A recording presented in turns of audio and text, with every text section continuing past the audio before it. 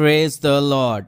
मैं आप सभी को प्रभु यीशु मसीह के पवित्र और सामर्थ्य नाम में स्वागत करता हूं अपने इस YouTube channel love of God पर। अगर आप आज पहली बार यह वीडियो देख रहे हैं तो कृपया मेरे चैनल को सब्सक्राइब कर इस बेल आइकन को ज़रूर दबाएं, जिससे हर वीडियो का नोटिफिकेशन आपको सबसे पहले मिल सके। तो दोस्तों, आज फिर मैं आपके बीच में आया हूं एक नए विषय के साथ, और विषय है रात्रि की प्रार्थना। सोने से पहले ये वचन जरूर सुनना चाहिए, जिससे कि आपको रात में अच्छी नींद और बुरे स्वप्न से आपको बचाएगी, और कल होकर जब आप उठेंगे तो एक नई ताजगी के साथ, नई शक्ति के साथ, नई ऊर्जा के साथ भरपूर होकर उठने पाएंगे। तो दोस्तों, आज देर न करते हुए वचन की ओर चलते हैं। और आज आपके बीच में 5 ऐसी बाइबल के वचन बांटूंगा जो आपको रात में सोने में काफ़ी सहायक और एक सुकून और अच्छी नींद देने में मददगार होगी। तो दोस्तों, आइए चलते हैं वचन की। तो दोस्तों, पहला वचन जो मैंने लिया है मत्ती रचित सुसमाचार 6 अध्याय का 34 पद, और इस वचन में यहाँ पर इस प्रकार से लिखा है, सो कल के लिए चिंता ना करो, क्योंकि कल का दिन अपनी चिंता आप कर लेगा। आज के लिए आज ही का दुख बहुत है। तो दोस्तों, हम मनुष्यों का आदत है, सारे मानव जाति का ये आदत है कि कल भविष्य की चिंता में हम लोग पूरा समय बर्बाद करते हैं, भविष्य की चिंता में पूरा दिन जीवन व्यतीत करते हैं, लेकिन वर्तमान के पल को सुख नहीं ले पाते। इसलिए ये वचन से परमेश्वर बातचीत करना चाहता है कि आप और हम हर मनुष्य को भविष्य की चिंता नहीं करनी चाहिए, लेकिन वर्तमान में जो जीवन मिला है, जो परमेश्वर ने दिया है, उसको आनंद के साथ, भरपूरी के साथ जीना चाहिए। तो दोस्तों, मैं आशा करता हूं कि आप आज से इस प्रकार से अपने जीवन में बदलाव लाएंगे और वर्तमान के पल को जिएंगे आनंद के साथ, भरपूरी के साथ। भविष्य की चिंता भविष्य पे छोड़ देना चाहिए, क्योंकि यहाँ लिखा है कल का दिन अपनी चिंता आप कर लेगा।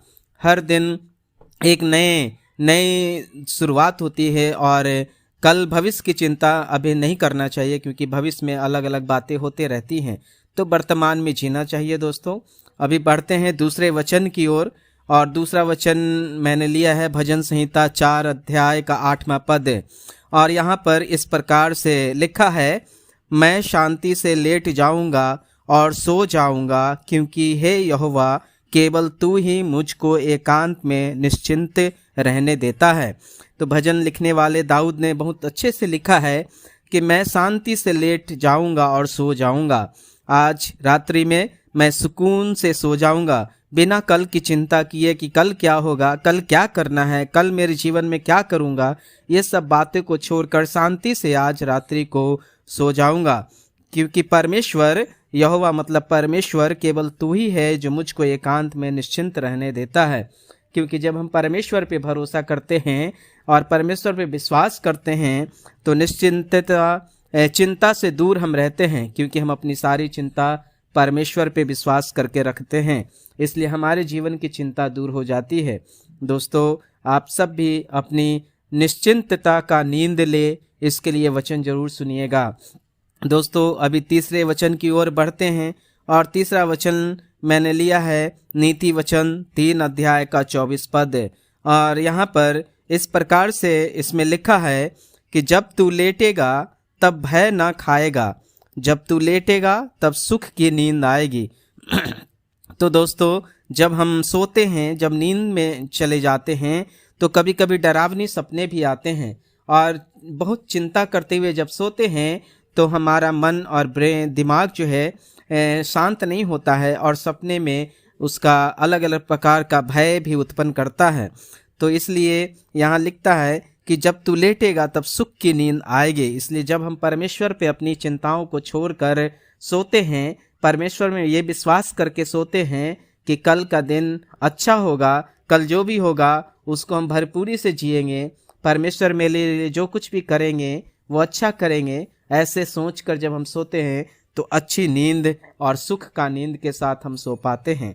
तो दोस्तों, अभी तीसरे वचन की ओर चलते हैं, और तीसरा वचन मैंने लिया है भजन संहिता 3 अध्याय का 5 पद, और यहाँ पर इस प्रकार से लिखा है, मैं लेट कर सो गया, फिर जाग उठा, क्योंकि यहोवा मुझे संभालता है।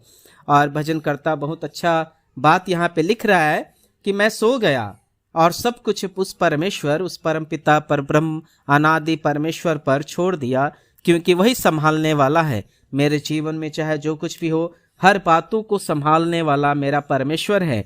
इस निश्चिंतता के साथ, इस चिंता रहित होकर इस प्रकार जब मैं सो जाता हूँ तो एक अच्छी नींद, एक अच्छा सुकून का नींद हम पाते हैं। और सुबह जब उठते हैं तो नई शक्ति, नई ऊर्जा के साथ उठते हैं। तो दोस्तों, मैं आशा करता हूँ कि आप सब भी इन बातों से लाभ उठा पाएंगे और अपने जीवन की सारी चिंताएं उस परमेश्वर पर छोड़ एक अच्छे नींद को प्राप्त कर पाएंगे। तो दोस्तों, आखिरी वचन की ओर चलते हैं। आखिरी वचन मैंने लिया है मत्ती रचित सुसमाचार 11 अध्याय का 28 पद। यहाँ इस प्रकार से लिखा है, हे परिश्रम करने वालों और बोझ से दबे लोगों, मेरे पास आओ, मैं तुम्हें विश्राम दूंगा। बहुत स्पष्ट प्रभु यीशु मसीह यहाँ पर कहते हैं कि हे परिश्रम, हे मेहनत करने वाले लोग, जितने भी मनुष्य जाति जो दिन भर मेहनत करते हैं, अपने जीवन को बेहतर बनाने के लिए मेहनत करते हैं, उनके लिए कह रहे हैं कि सारे लोग जो भी तुम्हारे बोझ है, बोझ का मतलब कि कोई बोझ नहीं बल्कि नाना प्रकार के चिंता, नाना विषय के ऊपर चिंता करते हैं, जैसे आर्थिक तंगी हो या बीमारी हो, जिस बात के लिए भी मन परेशान है, जिस बात के लिए भी मन आपका बेचैन है, जिस बात के लिए भी आप मन में बोझ लेकर घूम रहे हैं, वो सारे बोझों को आप उस महान परमेश्वर के ऊपर दे दीजिए, ताकि वो आपको विश्राम देने पाएगा। जब आप अपना बोझ, आप अपना तकलीफ, आप अपना परेशानी परमेश्वर के हाथ में सौंपते हैं तो परमेश्वर आपको शांति और विश्राम देते हैं। तो दोस्तों, मैं आशा करता हूँ कि आज का वचन आपके जीवन में फलित हो पाएगी। आप इससे अपने जीवन को शांति और सुकूनमय बना पाएंगे, इसकी मैं आशा करता हूँ। तो दोस्तों, आइए अब छोटा सा एक प्रार्थना करते हैं और उसके बाद समाप्त करेंगे। तो आइए प्रार्थना करते हैं। अनुग्रहकारी, दयालु, सर्वशक्तिमान परमेश्वर पिता, हे अनादि पर ब्रह्म, हे सनातन ईश्वर, मैं आपको धन्यवाद करता हूँ कि आप मेरे बोझ को उठाने वाला परमेश्वर है, आप मेरे चिंताओं को लेने वाला परमेश्वर है। ओ प्रभु जी, हम धन्यवाद करते हैं कि जब हम अपने परेशानियों को आपके ऊपर सौंप देते हैं तो एक अच्छी नींद आपके द्वारा हमें प्राप्त होती है और सुबह उठकर एक नई जिंदगी के साथ, एक नई जीवन में, एक नई शक्ति, नई ऊर्जा के साथ हम उठ पाते हैं। प्रभु जी, हम आपको धन्यवाद करते हैं कि आप हमें हमारे चिंताओं से मुक्त करने के लिए आपने कहा है कि अपने बोझ को मेरे ऊपर दे दो ताकि मैं विश्राम दूंगा। इसलिए मैं प्रार्थना करता हूँ प्रभु जी, जितने भी लोग इस प्रार्थना को सुन रहे हैं, उन सब के जीवन में जो भी चिंता है, जो भी समस्या है, जो भी बोझ है परमेश्वर, वो सब बोझ आपके ऊपर वो देने पाए और एक अच्छी नींद को पाने पाए, एक नई शक्ति को प्राप्त करने पाए, एक विश्राम प्राप्त करने पाए। परमेश्वर, हमारी प्रार्थना को सुनने के लिए धन्यवाद करते हैं। विनती प्रार्थना प्रभु यीशु मसीह के नाम से मांगते हैं, आमीन। तो दोस्तों, यहीं पे समाप्त करता हूँ। आप सबको सुनने के लिए धन्यवाद। मिलते हैं अगले वीडियो में फिर नए वचन के साथ। तब तक परमेश्वर आप सबको आशीष करे। God bless you.